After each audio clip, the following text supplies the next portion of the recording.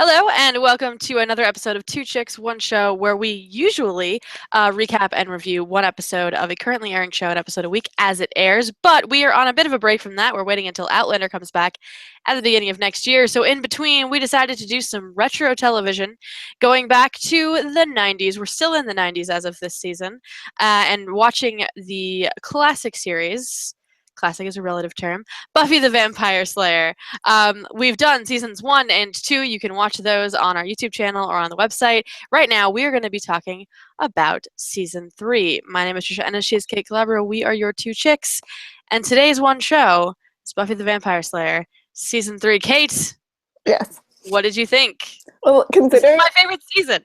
considering that we just did season 2 like a week ago, Yeah. because it's Christmas break, I was able to completely binge watch hardcore binge watch season 3. I was astounded when you were like, we're going to be able to do season 3 next week. Yeah. Because we just did season 2 and you never watched that fast. No. And it just proves that I have other things that I could be doing, but I'm Buffy. Just you really don't have anything else to do. Yeah.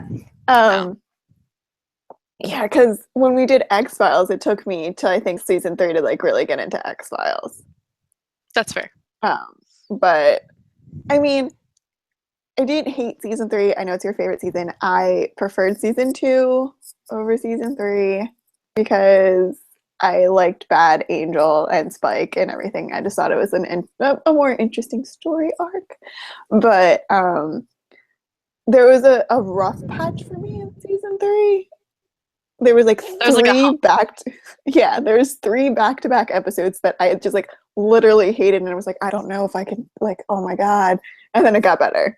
Now, we'll get more into this in a little bit when we talk about favorite and least favorite episodes, but I think a lot of our viewers/listeners would be astounded to hear that your least favorite episodes were all of the Crazy Faith episodes. Yeah. Because most people love them, including myself. Yeah. I know. And the only reason I know is because Tricia tells me, because I don't really know much, because I'm not allowed to really research anything because I'm trying to stay as spoiler-free as possible, even though the show started airing in 97. Yeah, this is 98, 99, so.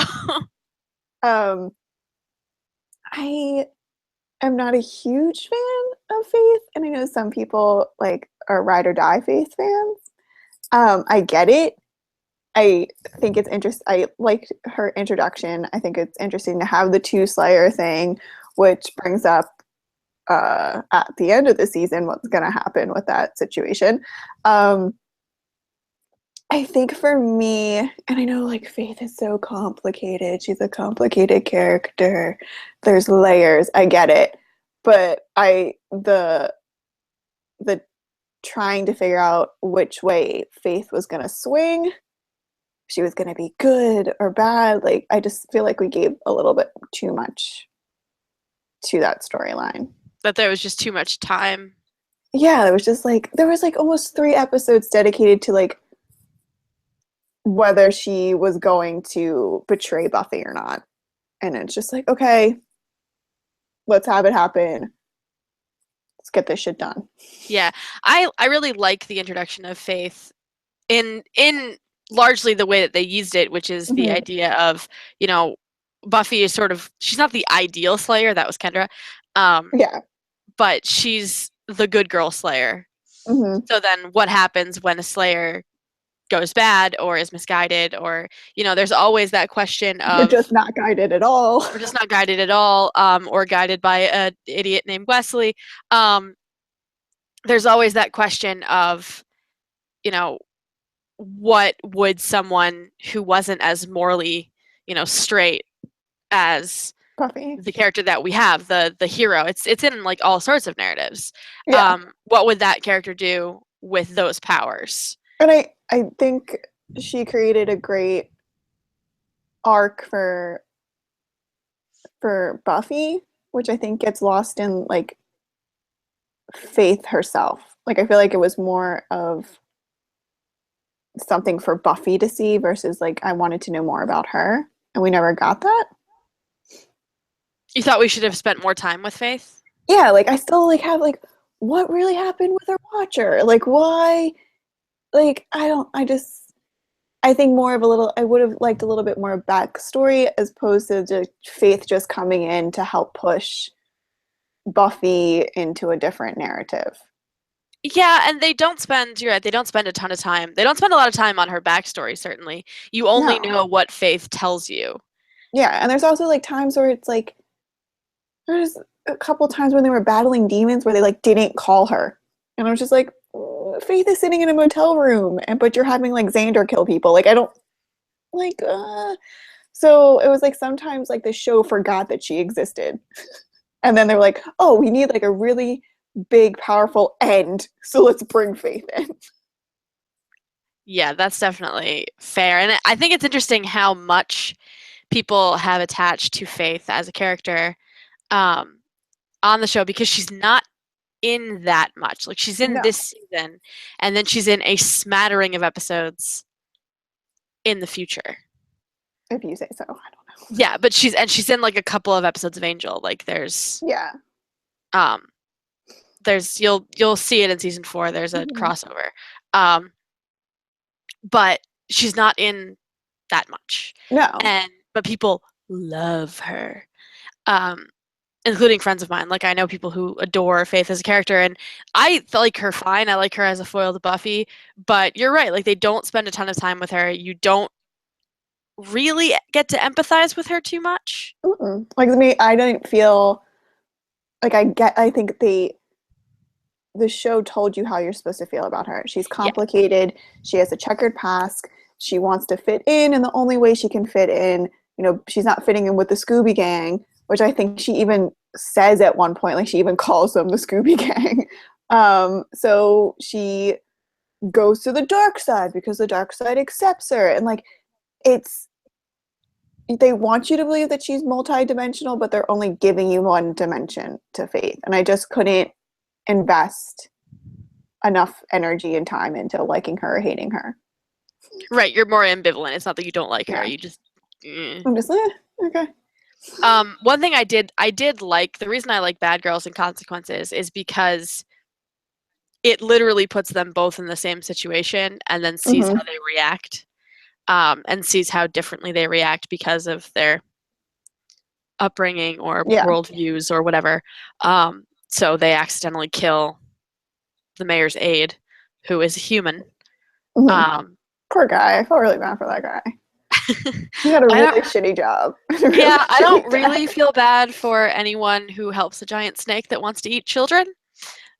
I mean, but yeah, I guess I still feel bad It's for him. just a personal stance. Um, Yeah, but yet you feel bad for Faith, who does help him too.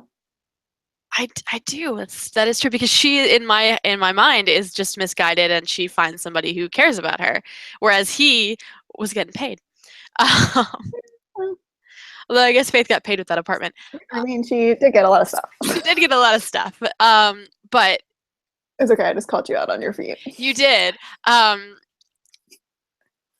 Anyway, yeah. So like, I like what Bad Girls does with sort of tempting both of them. I mean, obviously Faith is much more willing to steal and do random Yeah, crap because why Grand not? Theft Auto. Yeah, but it tempts Buffy with like what she could be doing Mm-hmm. if she didn't care so much Yeah. about what people thought or about like what's right, um, Mm-hmm. and what's legal. Uh, and things like that. So I liked seeing that. Like it's one of the few times where I actually find Buffy very interesting. I don't really care about Buffy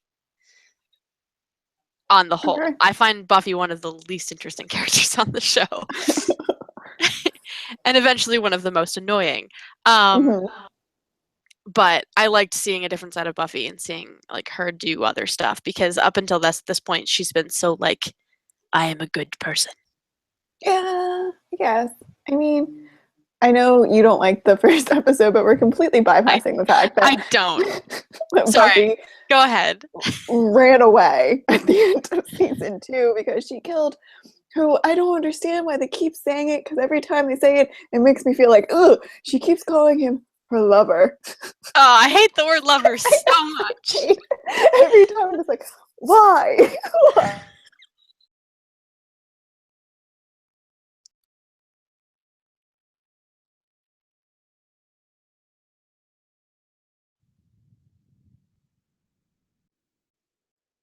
saying that. I froze like on the most awkward stance. Yes, you did. She keeps saying lover and it bothers me. So she killed her lover, Angel. Angelus, who turned into Angel in the moments before getting stabbed through the heart. And she just can't bear it. So she runs away to probably, I'm going to say Oakland. It's LA. It looked like Oakland. It's LA. Okay. It's definitely LA because like that character who takes her name at the end. Oh, does she pop up an Angel? Yes. Okay. Well, now we know. And she's the same. She's Chanterelle from the season 2 episode. God. All right. And so she runs away to Los Angeles, which is like, why didn't she just spend the summer with her dad? Because then people would know where she was. Like, why did she be like? She's punishing herself, Kait. Whatever. She has to punish herself in private. And she takes on. She's a 16-year-old waitress at a diner. 17, whatever. With her perfectly highlighted hair and living in a crap apartment, which they use that set again later on in this season. They just redressed it. Yeah, no, they didn't really redress it. Like, oh, that's Anne's apartment. And she goes by Anne, which is her middle name. So Buffy's middle name is Buffy Anne Summers. What is your name, Buffy? And so then she meets, what's that girl's name? She was Chanterelle. I don't remember what her name was in this episode, though. Lily. I think it was Lily, because she got a tattoo. Oh, Lily. Yes, Lily. With her. I don't remember what the guy's name was. Maybe Luke. Matt. I don't remember either. I don't remember almost anything about this episode because I hate it. And so she fights off a bunch of demons that are like in hell, and then she decides, oh, you know what? It's time for me to go home. And then she goes home and like literally everyone's pissed off at her. Like no one is happy to see her. They're all pissed off. How could she do what she did? Xander's being a Xander dick that continues into the next episode where they have a party for her because no one like really wants to talk to her. No. Although Dead Man's Party is a great episode. Yeah. My favorite part of Dead Man's Party is Giles. It's when the kid that then gets killed, like minutes later gets killed, answers the phone, and it is Giles, and he goes, "Sorry, Mr. Belvedere," and he hangs up the phone. My favorite is when Giles is driving frantically to the house, and he goes, "Look at my mask, isn't it pretty? It raises the dead." That's another example of how fucking stupid Joyce is. You still don't like Joyce, huh? No. I mean, she's a little bit better, but I still hate her. Wow. Yeah, so Joyce just brings in like haunted stuff and hangs it in her house. Doesn't think anything's gonna happen. Yeah. So then after they kill so that happened. Yeah, so that happened. After they kill a bunch of zombies, they're friends again. And then is it in Dead Man's Party that she goes back and leaves the ring? Or is that in the next episode? I don't remember the exact chain of events. Because that was the most dramatic thing I've ever seen in my life. So I don't know. The ring. Oh, the ring. No, it had to have been. So important. It was either in episode 2 or episode 3 when Buffy goes back to the mansion I don't know where they found this fucking like 80s mansion. I know Angelus found it for their new hideout. Just how a mansion goes just unused. Yeah. Like in that kind of disarray in Southern California. Sunnydale is the most confusing town I think I've ever witnessed. It's huge, first of all. It's huge. She goes back to the mansion where she killed her lover, and she just takes her ring of Angel's people. She puts it down on the ground, and then she walks away, and then all of a sudden, naked Angel goes, Naked Angel. And pops back. Because he's escaped the demon world and he's like a monster. The hell dimension. Yeah. Oh, hell dimensions. It had to be episode 3 because I think episode 4 is the Beauty and the Beast one. Yeah. Yeah, and that's when she finds out that Angel is feral. Is back and has to be like retrained. He has to be housebroken again. Because, he was in a demon dimension for hundreds of years. And how he escaped, I don't know. And then they sort of gloss over the fact that Angel is now hundreds more years old. They also gloss over the fact that how he escaped. It was brought up in one episode and then they just killed those people and now it's he's free. Yeah, they do. So Angel coming back and Angel's whole arc in this season, I feel like that never really registers very much with me. That I understand that he comes back and there's the whole hell dimension and the retraining thing, and then at the end he leaves. Tai Chi, and he's never wearing a shirt. It's get the guy a shirt. He doesn't need a shirt. I do like a shirtless David Boreanaz. He's literally the most dramatic character in television history. Yeah, but anyway, so I know intellectually that all that stuff happens, but for the life of me, when I think of season 3, I don't think of Angel at all. He's very forgettable. Extremely. The only things season 3 resonates for me because of Faith, the mayor, and of course the ending, and Willow being a badass. Yeah. No, I think all those things would come first before you even get to the Angel. I forget, I know he's in the season, but I can't remember a single thing he does.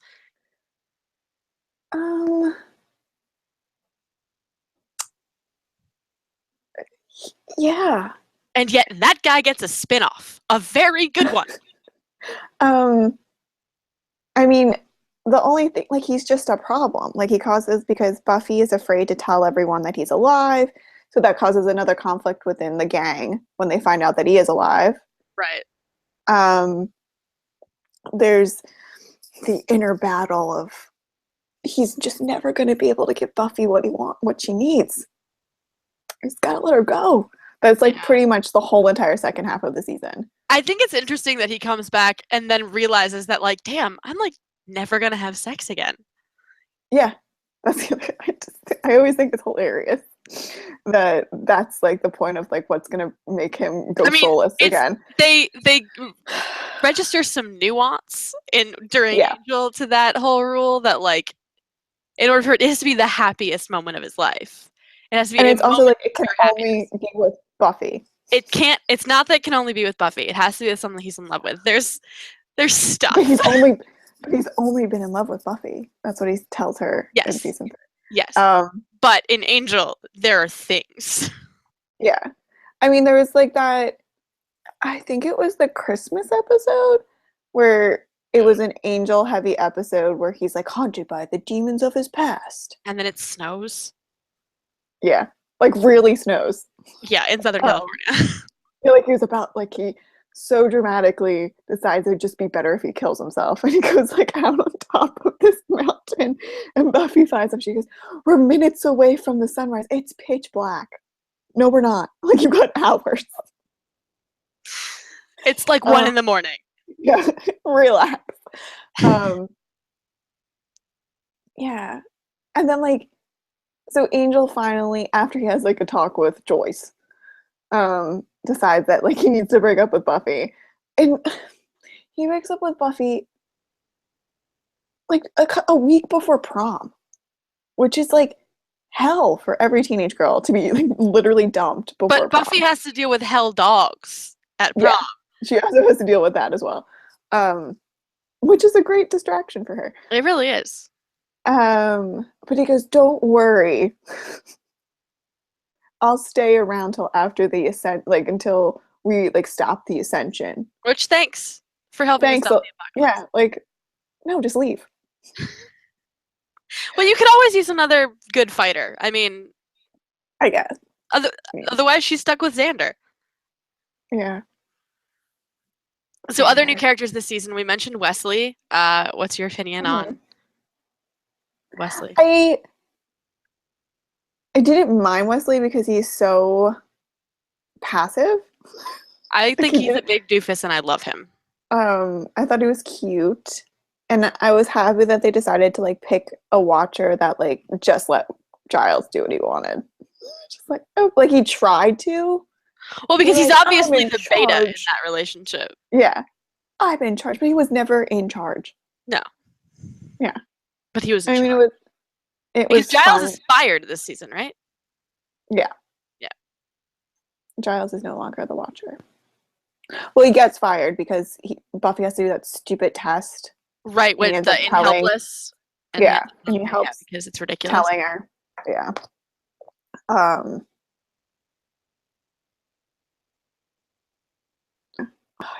I keep freezing. Sorry. In weird positions. I Too. know it's really awkward. So you're getting every great angle of me tonight. All of them. Are there any other? Oh, okay. So the other new character would be the mayor. And the mayor. the mayor is one of my favorite characters, and probably my favorite villain of the series. Although there's another villain that he's pretty tied with, in my opinion. Oh, I don't know. But I like a How villain. did you feel with the mayor? I just love him because he's so likable.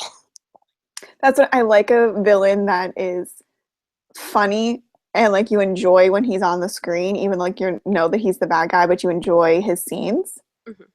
So I liked the mayor. I think you can figure out why Sunnydale's a little bit messed up because their mayor is a giant snake. Yeah, who's just been the mayor forever, I guess. I don't know. So I he's like an awful, like he's a really evil man, but he's just so enjoyable. Like you can't help it. I feel like there are two kinds of villains that I really, really enjoy. One is the charismatic guy, which is what the mayor is. The one you know is just, I mean, he is just awful. Like just he has no redeeming qualities except for the fact that he's so much fun to watch. And the other is the villain that you really sympathize with. Where you're almost on their side because like you totally understand why they are that way and like you don't want to blame them, but they're like freaking evil. The Smallville's Lex Luthor is one that like really stands out to me. Like that was a really good way to play a villain, a sympathetic villain. Or like Loki. Yeah, Loki. Well, Loki I feel like is more of the charismatic villain. Yeah, but you can understand why Loki is the way he is too. I guess. A lot of that feels petulant to me. But we can agree to disagree. But Loki is a great villain. There's a gray area. Sometimes they overlap.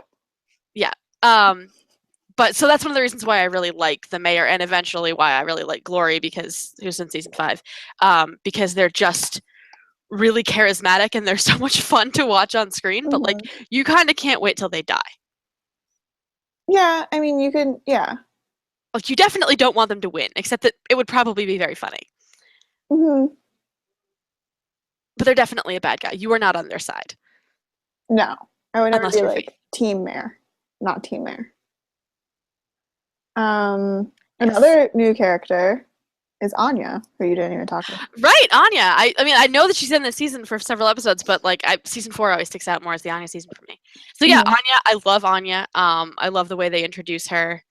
Like she's in The Wish for like 5 seconds, and then she comes back near the end of the season as she's just a human. Yeah, because she's been her powers have been taken away, and they're like, "Well, you messed up, so now you have to live out your mortal life." Yeah, and I love that they reintroduce her in the cold open to that episode where she's like standing in front of the Council of Demons and she's like, "You need to make me a demon again because I'm stuck living among all of these high school students and blah blah blah, and I'm flunking math." Yeah. And then like she's like, "I have feelings and I don't know why." Like she's like very confused by like every, and like I think it might have been the finale where she comes back, she asks Xander to the prom. And then she, I guess, has a crush on Xander, and she like doesn't know what that is. And she comes back, and she, before the ascension, and she's like, "I'm getting in a car and I'm leaving, and you should come with me." He's like, "Well, like, why do you care?" She's like, "I don't know. I just like feel like if something happened to you, I would feel bad, and I don't know why." Like, that's a characterization they stick with for Anya, which is why I love her so much, and why I think that you're gonna really like her because her entire character for all of season 4 pretty much, and a decent Mhm. chunk of season 5, is just, I don't know what human feelings are. I do not like Yeah. it. Please make them go Mhm. away. Yeah. And a fear of bunnies. A fear of bunnies. Yeah, you'll get to that. Pretty quickly actually. But yeah, I love Anya. I'm glad that we're gonna have more of her in future seasons. But that's pretty much all the new characters. I mean, they have Buffy's short-lived boyfriend there. Yeah. Oh no, I got a notification about something. Yeah, I got that earlier. I assume anyway. But yeah, so that's pretty much all like the new stuff. But what about so let's get into our favorite part of these discussions. Favorite episodes and then least favorite episodes. Or do you want to go Wait, can we just talk about? Hold on. Oh, sorry, is there something else you wanted to discuss? Yeah, I'm like half frozen, I think. Oh, there No, we you're fine. go. The Willow, Oz, Xander, Cordelia Oh, yes. square. It's not a love The triangle. love rhombus. Yeah. So in the middle of this season, not even I don't know if it's the middle. It was episode 8. Pretty sure. Out of nowhere, Xander and Willow. Well, I guess it was before like they're formal and they're getting dressed, and Willow comes out and they say, "She look gorgeous." I'm like, and then it was like all of a sudden, gorgeous. Yeah, Xander was like, "Oh, you look so beautiful." You're and like in a dress and crap. Yeah, and you're just like, Xander, you're an asshole. Like she's always looked like this. You've just never paid attention. Because she was always wearing overalls. Yeah, and they start having an affair. Can you really call it an affair? They kiss. Yeah, but then they're like canoodling. Like in class, they're playing footsie. There's footsie. But that's still, I mean, I guess that's an affair when you're 17, but... Yeah, like it's a high school affair. It's definitely like... It's definitely cheating. At least in high school, it's definitely cheating. And like there was a time where they meet out in the library, I think. And then it's not until one of my favorite episodes of the season, Lovers Walk, where they get caught by Cordelia and Oz, who are trying to save their fucking lives. You're right. It was more than one episode. I always I conflate the whole thing down to Lovers Walk, and like I forget that there was stuff in Homecoming and yeah, and then and before that, Cordelia like injures herself. So not only falls on a piece of rebar. God, that was a good episode. Yeah, and is in the hospital, and like I think like earlier in that episode, she admitted to Buffy that she loves Xander. She never told Xander though. And then like Oz is just like such a nice guy, and I'm just like, I expect it from Xander because I don't expect much from Xander, but I was very disappointed in Willow. I was too. Although at the same time, like I was more understanding of the way that Willow reacted because she's had that unrequited crush for so long that it was one of those like, Oz is such a great guy. He is, but obviously she wasn't thinking about Oz. I know. It never had anything to do with Oz. Crap, he's finally paying attention to me. I can't not reciprocate, essentially. But then also she handles it much better. No, I mean, I think Willow handles everything much better than anyone else on the show. She's basically definitely very centered and very comfortable with who she is. And she gets more comfortable. This season is great for Willow because it's also the Willow decides to be a witch, despite the protestations of everyone. Yeah. Which is awesome. And she gets to stake a vampire with a pencil. Mm-hmm. A floating pencil. Floating with her. Yeah. Which is great. Yeah, it is great. So is that all you wanted to discuss? Can we get to favorite and least favorite? Yeah, now I can get to favorite and least favorite. All right, let's do least favorite first. So least favorite episodes. Mine, of course, is Anne. Yeah, you hate Anne. I hate Anne. I really do. I skip it. I mean, you can. You can. You can skip it. Yeah, you can skip it. I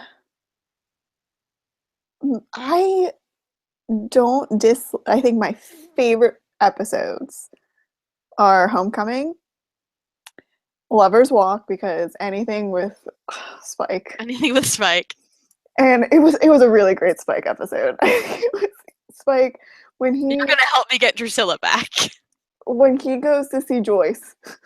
And Joyce just lets him in because they're friends. And he's just so sad. And he's like drinking hot cocoa and he asks for little marshmallows. And she's like accommodating. Like she likes Spike. And then when an angel shows up and then like he's behind Joyce and he's making like the little things like, like he's gonna bite. I was just like, everything about him. Everything about Spike is enjoyable. Then I really don't like a lot of the stuff in the middle. Yeah, we've already discussed how your least favorite episodes are Bad Girls, Consequences, and the Zeppo. Zeppo. I could even throw in Gingerbread because it's too much Joyce. It's too much Joyce. It's too much Joyce having a witch hunt against her daughter's best friend. Literally is about two bird, Buffy and Willow. And Amy. Yeah. And who turns herself into a rat. Who still is a rat. And is now still a rat, yes. Remains a rat for quite a long time. And we meet Willow's mom, who's also an asshole. So, yep. I think so. After those, I like it. I start to like it again, and I think Prom. I like Prom a lot, and Doppelgangland. Doppelgangland is easily my favorite episode, mostly because I love Vampire Willow, and the line, "and I think I'm kind of gay," is great. Yeah. Because, I mean, I know that she's eventually going to become a lesbian, so it's not like, woo. Technically, she was always a lesbian. Well, yeah. No, but yes. But I thought it was interesting when Buffy says something, well, like, that's not you. Like, vampire you isn't, like, who you were as a human. And Angel goes, oh. You froze again. I keep freezing. Yep. But did you hear me? Or no? No, I heard an Angel goes, and I know what Angel says, but all right. Yeah. And Angel goes, oh, actually, you know what? Never mind. Yeah, because ultimately the demon that possesses you when you become a vampire does not change who you are. It basically amplifies who you are. Yeah. Like lowers your inhibition. So essentially, Vampire Willow is more sexually liberated than gay. Yeah. I maintain that they should have kept Willow as bisexual in later seasons because it's more interesting and it also doesn't negate Oz. We'll talk about that next season.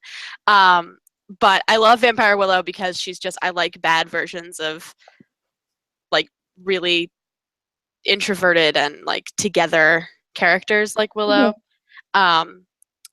Because it's fun to see them confronted with this version of themselves that makes them so uncomfortable. And Doppelgangland's just a lot of fun. I also love Band Candy.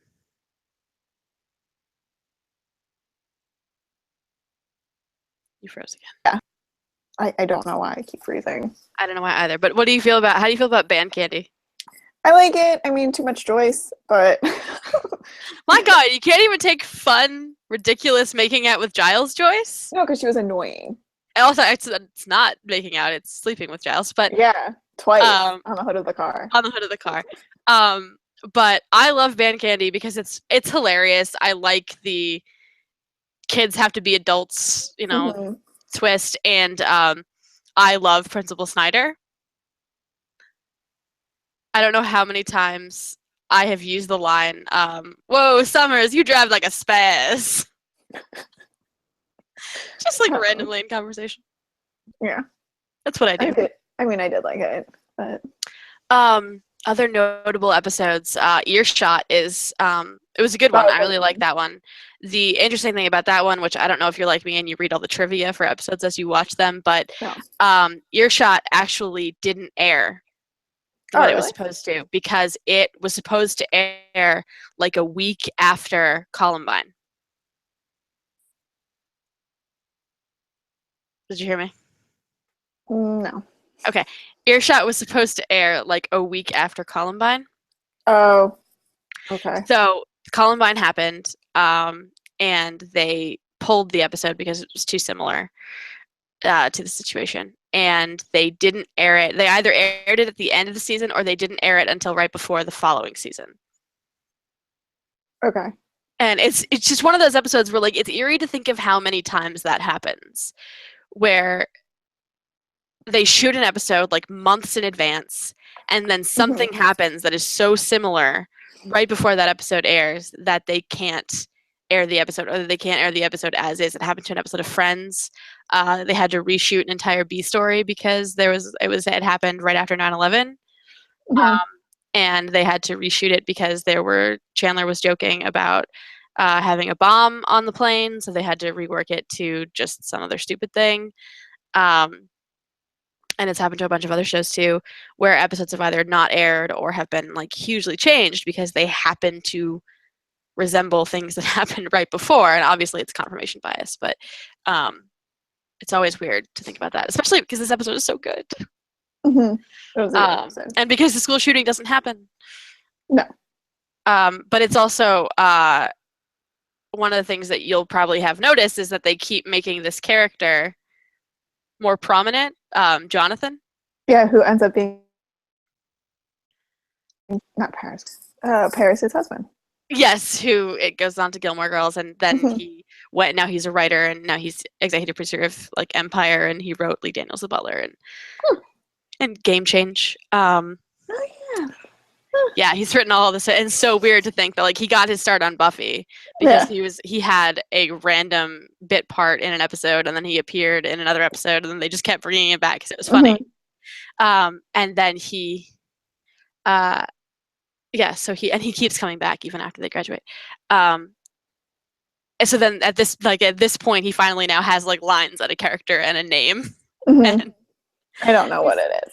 It's Jonathan. Okay, I was gonna say Jonathan. But... It's Jonathan. And then he's the one who, during the prom episode, presents Buffy with the Class Protector Award, which is an umbrella.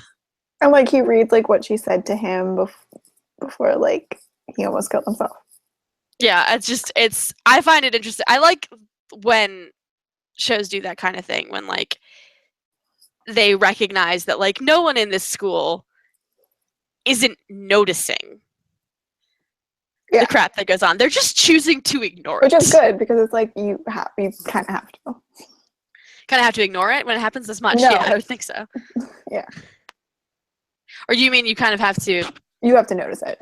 You have to notice it. Yeah, I mean, you kind of have to notice, and you kind of have to choose to ignore it in that situation. But I like it when they make it part of the narrative at some point. Just like, nope, they know. They're just ignoring it. It's fine. And then I liked that this season culminates with the last episode, the two-parter, graduation day, where they, like, the only way to save Sunnydale is to blow up the school, first of all, but also to have the whole school, like, band together. Yeah, that was great. That was excellent. Like they're all wearing weapons underneath their robes. Froze again. Oh, this is so annoying that I keep freezing. So like when it first happened, when the mayor first started doing his ascension, which the ascension was he becomes full on demon.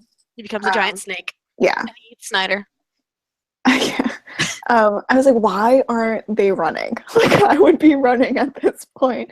And then all of a sudden they like take off their gowns and like they're all decked out in Slayer gear. You know, there was at least one guy, probably from the hockey team or something, who was also naked. I didn't hear anything you said. You didn't hear anything I said. I said, you know, there's one guy probably from like the hockey team or something who was also naked under the rope.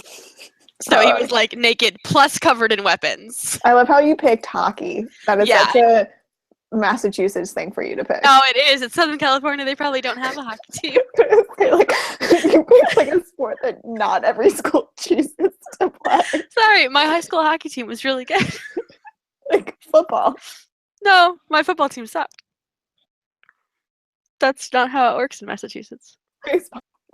We have terrible football teams and great hockey teams. Yeah. Well, I mean, now we know. And also a hockey player would totally do it. Yeah. Anyway. So, they could have gotten Freddie Prinze Jr. to do it. That would have been awesome. Does he not make a cameo ever? He doesn't. That's weird. Yeah, he doesn't make a cameo ever. He was a soccer player, though, and she's all that, so he would have to be a soccer player. Okay, he could be a soccer player. Oh God. Anyway, so yeah, that's why I really like this season, because it felt like a culmination of things that had happened over the course of the last 3 years. So it felt very much like, a building to this place, and now we can move on to the next thing. Mm-hmm. And one of the things that we'll definitely talk about next season is sort of the way that shows have transitioned their characters from high school to college. So I think Buffy does a really good job, but like other shows really haven't. Yeah, I mean, they blow up the high school. Like, they really, it's like, okay, peace out. Graduation gift. Most classes plant a tree. We blew up the library. Here we go. Anyway, so do you have any additional thoughts on this season before we move on? I don't know, because I keep freezing, so I haven't really listened to anything you've said. No, I don't. No. Okay. I mean, do you want to make any? Sorry. Go ahead. Angel's very dramatic. He fades off into the mist. Yep, he has to fade into the mist. That's how it works. So Angel, at the end of the season, they're all going to UC Sunnydale because, of course, Sunnydale has a University of California. Willow gives up every college acceptance to go to UC Sunnydale and help Buffy fight monsters. Mm-hmm. Buffy makes the decision to go to UC Sunnydale because she wants to go to college, but she also recognizes that she has a calling. Xander does not go to college and is going to Kerouac around the country, apparently. Mm.